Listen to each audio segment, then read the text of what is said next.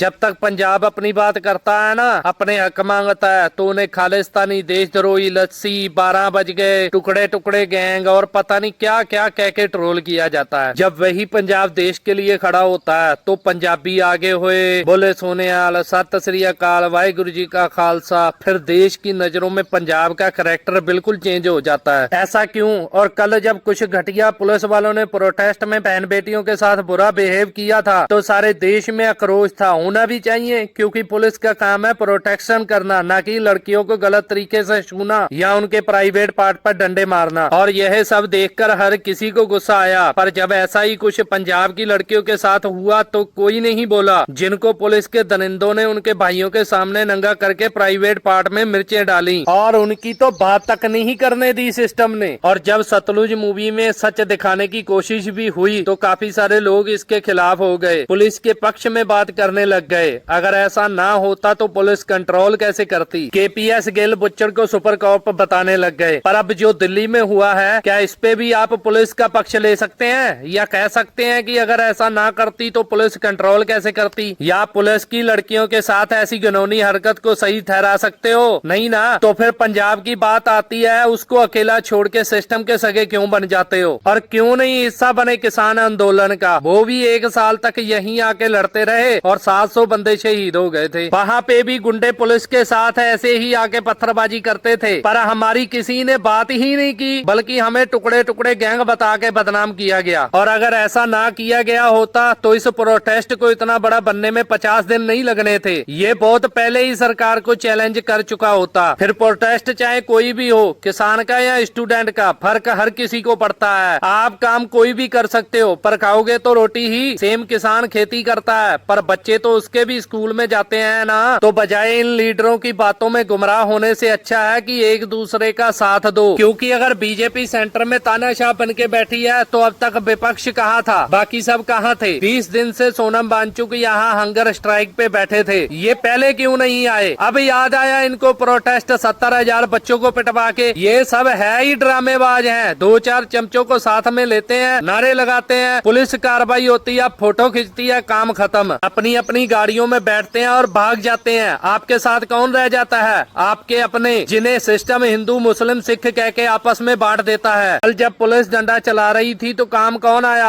आपसी भाईचारा। गुरुद्वारे जो हमेशा ही सबके लिए खुले हैं, खाना भी मिला और प्रोटेक्शन भी। इवन निहंग जत्थेबंदियां आगे आई, वो जंतर मंतर पे स्टूडेंट की हिफाजत के लिए कृपान लेके बैठ गए। और लोग उनसे कितनी नफरत करते हैं सबको पता है। फिर वहाँ तो कुछ भी बड़ा हो सकता है किसी भी टाइम। पहले अकेले सीआरपीएफ वाले थे, अब टीएसआर को भी बुला लिया लठ चलाने के लिए। पर फिर भी जो आगे आके लड़ेगा उसको देशद्रोही कैसे बोलेंगे? और मेरे भाइयों, ये सब कहने का मोटिव बस इतना है कि सिस्टम को मैटर नहीं करता आप कितनी चाटते हो। अगर बात उनकी कुर्सी पे आई तो वह आपको भी नहीं बख्शेंगे। राम मंदिर चोरी का कितना बड़ा एग्जाम्पल है। ये किसी के सगे नहीं हो सकते, इसलिए अपनों का साथ दो ताकि इस घटिया सिस्टम का तख्ता पलट हो सके। वरना प्रोटेस्ट तो यहाँ हर किसी को करने पड़ेंगे और मरेगा वो भी जो आज चुप रहेगा। आपके क्या विचार हैं? कमेंट में जरूर देना। धन्यवाद। फॉलो कर लो।